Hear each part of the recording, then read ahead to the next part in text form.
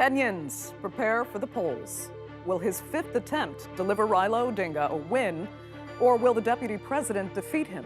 And will whoever loses accept the result? I'm Andrea Sankey, and today's Newsmaker is Kenya's upcoming election.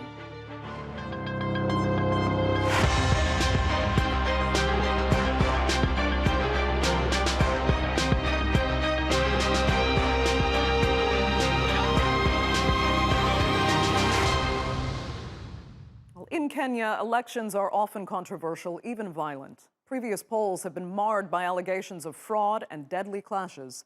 So Kenyans are hoping next month's vote will be different. While 4 candidates will be on the ballot, the real battle is between former Prime Minister Raila Odinga and Deputy President William Ruto. Odinga is vying for the presidency for a 5th time and even has the backing of his former rival and incumbent president, Uhurru Kenyatta. Today, we have joined together as delegates of different political parties without any objections to choose one that will be the 5th president of Kenya, Raila Amolo Odinga. Well, many see Kenyatta's support for his former rival as a massive blow to William Ruto. As Deputy President, Ruto served alongside Kenyatta for years, even contesting 2 elections together. But Ruto doesn't seem too worried about losing that endorsement. I know there are notions that, you see, if you put the current president and the current leader of the opposition on one side, it becomes unassailable. I tell you, nothing could be further from the truth. The people of Kenya can cut through that kind of network and still make an informed decision. And I am very confident that I will win this election. Well, whoever does win will be faced with a plethora of challenges, not least the economy. Like most nations, the pandemic hit Kenya hard. Up until 2019, it was enjoying slow but steady growth. But in 2020, the economy contracted. Last year, however, Kenya rallied and enjoyed some of the best economic growth in sub-Saharan Africa. Still, many Kenyans feel there's little to show for that success and plan to boycott the election to punish their politicians. Others say it's so bad they'll simply be too hungry to bother voting. If you are hungry, how can you walk to the polling center to vote? If we cannot afford food, then many of us will not be able to go and vote. Many will just sleep in their houses because we won't have the energy to go and stand in the long lines of people queuing at the polling stations, where they'll be pushing each other. We won't have the strength for this. Well, another major concern is what will happen once the vote is over. Previous election disputes have triggered deadly unrest. In 2007, more than 1,000 people died after widespread allegations of fraud led to an outbreak of interethnic violence. 10 years later, at least 12 people were killed and more than 100 injured after a brutal crackdown on protesters disputing Uhurru Kenyatta's victory. Some fear it could happen again. I have 2 sons. If Mora was alive, I would be having 3 children. Unfortunately, she died because of a disputed election. Personally, I will not vote. It killed my daughter. So will the election result be disputed? And if so, could it lead to another cycle of violence? With me now to discuss the Kenyan election are from Nairobi, Nerima Wako Ojiwa. She is the executive director of Siasa Place, an NGO that aims to engage the youth in governance. From London, we have Agnes Gitau, managing partner at GBS Africa. It's an advisory firm focusing on African economies. And from Washington, we have Hudson. He's a senior fellow at the Atlantic Council's Africa Center. Thanks all so much for being with us. You know, it's a bit hard to gauge just how much enthusiasm there actually is for this election and what voter turnout might actually be. We have to remember that Kenya adopted a new constitution back in 2010 that gave more power to governors in 47 counties so that the federal government would effectively matter less. But still, many see the presidency as vitally important. So, Nerima, what kind of turnout are you expecting? How much do Kenyans really care? Well, generally Kenyans care a lot. Normally we do turn out to vote. In the last election, it was about 78%. And I know that InfoTrack has done a research and they say it's going to be about a 90% turnout. Though I'm not so sure the apathy has been high amongst the youth. The young people haven't registered to vote as much as they have previously. There's actually been a drop of 5.27%, but we still have 22.1 million people who are going to vote in this election. So Kenyans generally, we come out to vote, and I'm predicting that it's going to be 80% or higher in terms of the turnout. We do feel that this election, it's going to be very close. So definitely each vote is going to count, and it's going to be difficult for people to just stay at home. They're going to be encouraged by family, by friends, to get out and vote, even if the apathy is high. Okay. You know, Cameron, there shouldn't be a kind of winner-takes-all mindset anymore because the Constitution was changed. But is there still, do you think the presidency is still important?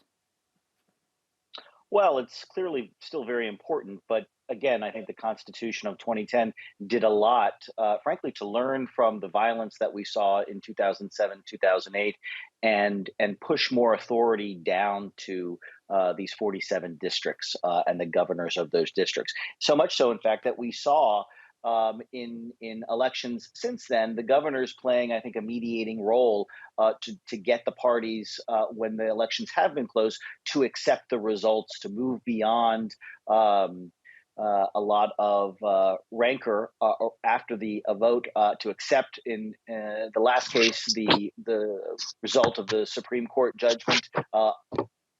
The last election. So I think we're going to see not only the power devolved, but I think the stature of those governors to play a moderating role in this, which again, going back to 2007, that was not the case. Local leaders were inflaming passions, helping to incite violence, doing the bidding of national level politicians.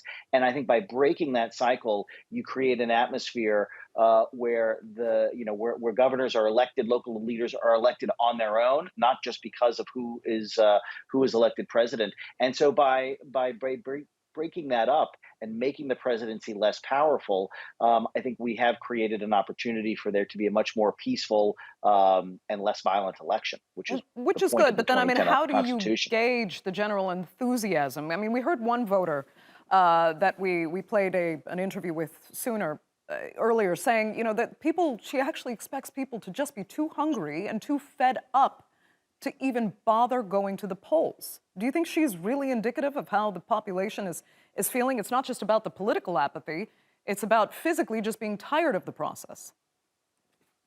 Well, certainly it's been a long campaign, and people are on tenterhooks right now as we go into the next 2 weeks or so before the vote.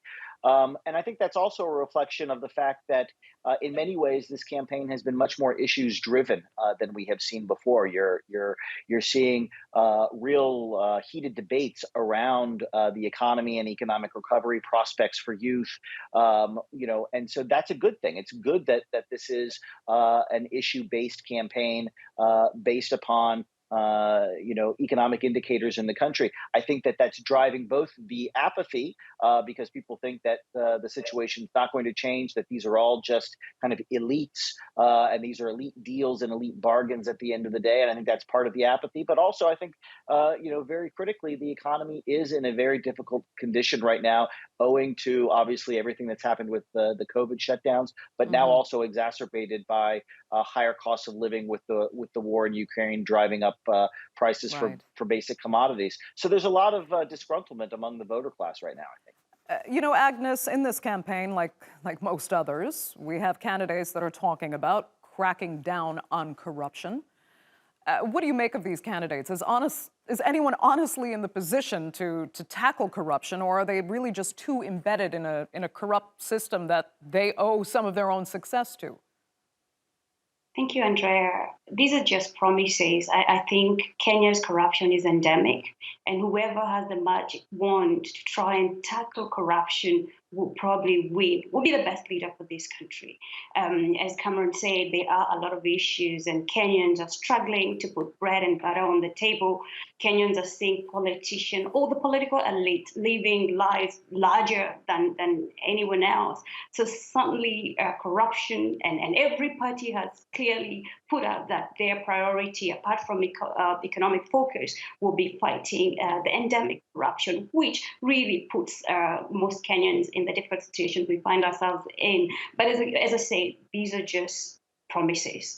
What happens is after these people take office, do we have what it takes to hold them accountable? And that this has always been the case. You and I have had this conversation over the years on what happens after a new administration is on. And there are a lot of vested interests, both internally, but also amongst the people who support them. And we see, and this is the same, we're still in the same place. But as Cameron says, for the first time, this election is not really based on tyranny of numbers or tribal or alienation. This tribal relation, this is purely based on economic issues, given, as he highlighted, the issues, the global issues that are affecting everybody. Right. You know, Nerima, Agnes alluded to what many have also mentioned in the lead up to this. Tribal and ethnic divisions could play a role. How much, first you can comment on that, and also if you can mention how much the memories of 2007 are still in the mindset of Kenyans voting today. Well, I agree, but to some degree, because there is some mobilizing that is around tribal blocs. What's different with this election is the existence of the coalitions. The fact that Azimio has 26 political parties, there's been zoning, and zoning basically means that there's been some form of agreements as to who should stand, and the other parties agree and fall back. And so there's been a lot of promises within the executive, and some promises which frankly I don't think they're going to be able to keep, and there are going to be very many disappointed people after the election if they are to win. And so what zoning has done, it has actually brought a lot of ethnic conversations to the grassroots. With the work that I do with youth, especially in areas in Nairobi, people are debating as high as the member of parliament and saying if the member of parliament in our area is this certain tribe, then that means that the member of county assembly, who now becomes below the member of parliament, should be this and this tribe because they took MP. We saw that conversation even with the governor position, where there were conversations as to where initially ODM had Timothy Wanyonyi, who was interested in that position. And we also had Sifuna, who is currently under ODM, standing for Senate. But on the other side of Kenya Kwanza, we have Johnson Sakaja, who is half Luya. And there was debates as to whether it's possible to have only one particular tribe going for the governor's seat from both coalitions. And there was negotiation. And we have to talk about the negotiation of the deputy president. All our deputy presidents are Kikuyu. That was on the front papers for a number of weeks and basically reserving that position for that tribe. And it was very clear. And that's why all the 4 presidential candidates do have a Kikuyu deputy. So the tribal innuendo is still there. I would just say it is not as negative as it has been. We are seeing tribes coming together as a bloc and basically negotiating for power in that sense. And this time around, there's been a lot of conversation of Luyas being a lot more organized. And there's the stereotype that Luyas never come together in these political elections, but this time around it's a little bit different. Interesting. Okay. It's good to hear in general. Let me hone in on one of the candidates then with you, William Ruto. He's interesting because he specifically describes himself not as much by his ethnic group, but rather as a hustler, which he thinks makes him relatable to most fellow Kenyans who've suffered financially under corrupt kind of dynasty politicians, even though he's been in and out of politics for decades now. What do you think? Do you think Kenyans identify with him as a hustler and tell us as well, I mean, where does he get his money from? Does it set him apart that he says he did build his way up from the bottom? Well, a lot of young people, especially, they identify with the hustler narrative, and how he's using it is he says he comes from a family that has never been political. He's one of the first family members to venture into politics and starting at a very young age and rising up the ladder in that way. And he's saying that I was able to do this, and now I'm aiming for the highest seat in the country. And that's what people identify with. As far as his wealth, a lot of people, they question it, but they also respond, especially young people with, well, but they're all rich. They all have a lot of money. So what difference does it make? At least for him, we've been able to see him grow. While for the likes of Honorable Raila Odinga, his father was in politics previously. He's been in the Second Liberation.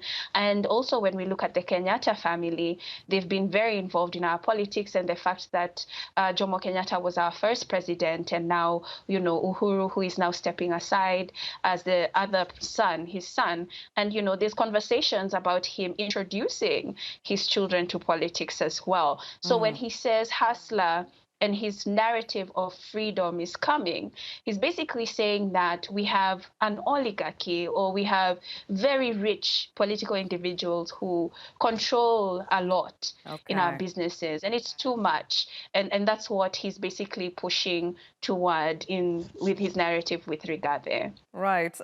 Cameron, it's interesting because some say that, ironically, poor Kenyans don't trust other poor Kenyans in politics because they believe that they will have more reason to steal, while the rich and elite will steal less. What do you make of that kind of narrative there? And would it ever work in favor of the incumbent in that scenario? Well, I mean, I think what we're seeing right now in this election campaign, which is very interesting, is a splitting along socioeconomic lines, even within some of the tribal distinctions. So you're seeing, again, as it was mentioned, there is no Kikuyu candidate for president. All of the main presidential candidates represent other tribes.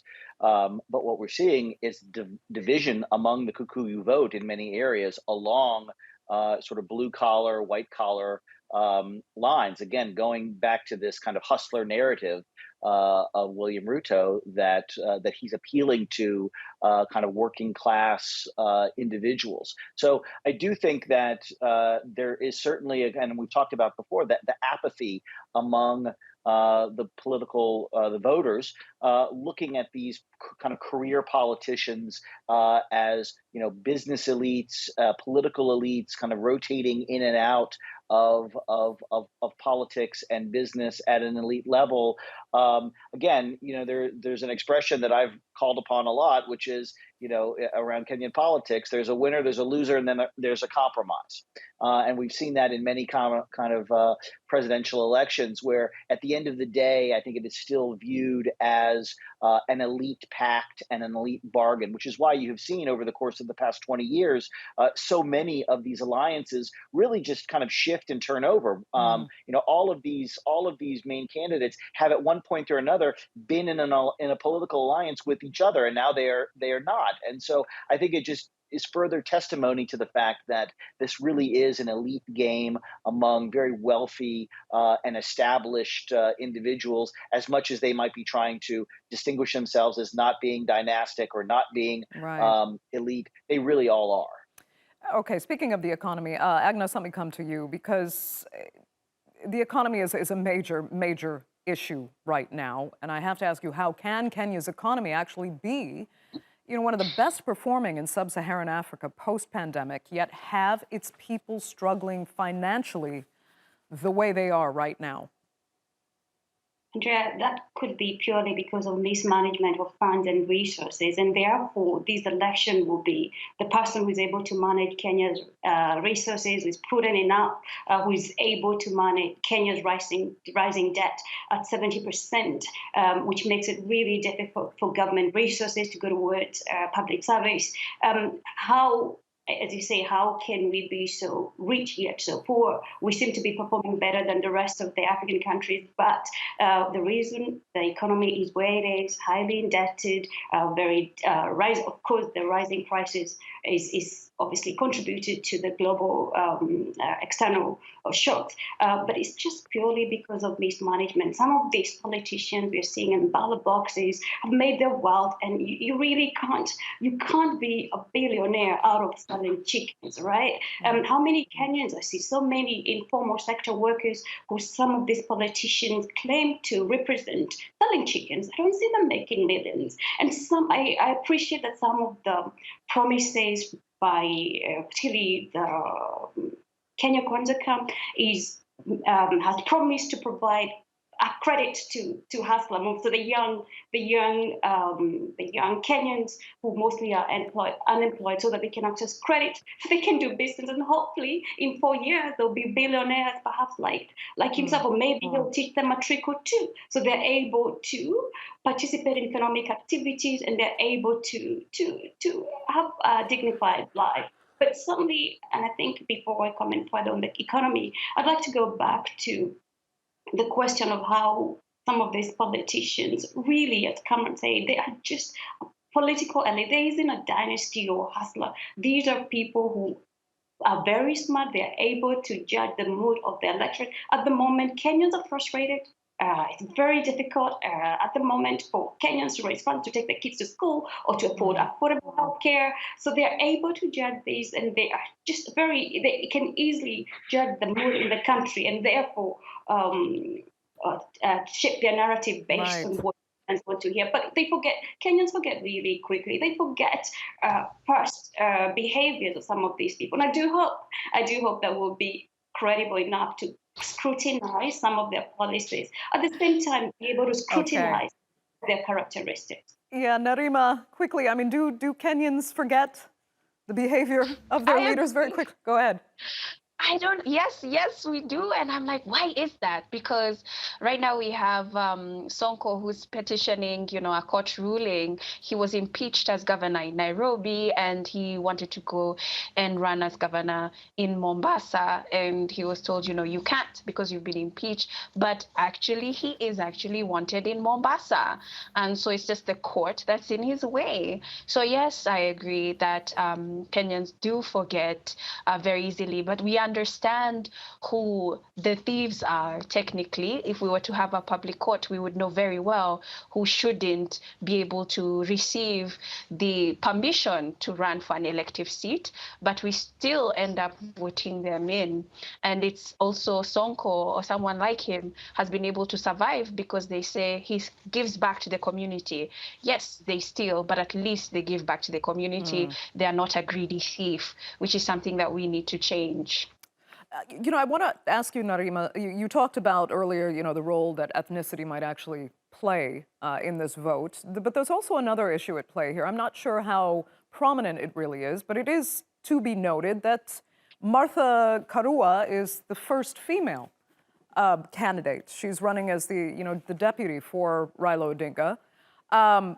Some people say she's actually got a cleaner resume than others. She's been less corrupted. And just the fact that she's a woman finally on the ballot. What are Kenyans actually saying about that? Does it change the dynamics of this election at all? It has changed the dynamics drastically, because it's not just about Honorable Martha Karua. There are two other women as well. So this is the first election. We have 3 women going for deputy president. That has never happened before. Actually, the minorities Rigathi being the only man in that position. And it has changed debate because now we're able to articulate on issues.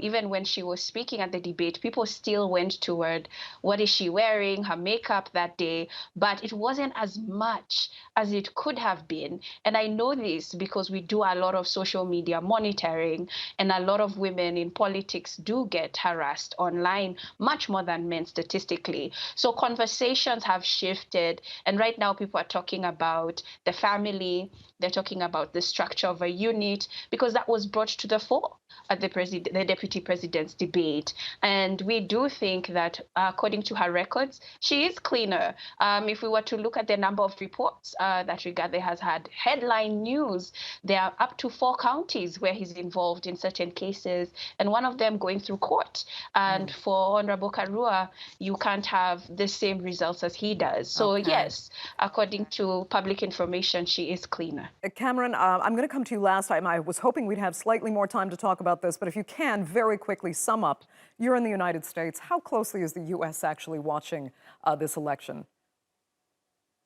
Well, listen, I mean, it's a niche election, I think, here in Washington. I would say this, though. Both candidates came to Washington earlier this spring. Both of the main candidates, Ruto and Odinga, came to Washington essentially to deliver a message to Washington that under both of those leaders, whoever was elected, that there would be continuity in the bilateral relationship. Washington, I think, has increasingly relied on Kenya as a regional peacemaker, as an economic hub, as a trade partner, as a military and intelligence partner. So Kenya has really seen, I think, under the last several administrations in Washington, rising fortunes, and it has become really an anchor state in East Africa, especially with the fall off from Ethiopia due to its internal conflicts. Right. Cameron, we're going to have to leave it there, very unfortunately. I'd like to thank all 3 of my panelists so much for being with us on this edition of the Newsmakers.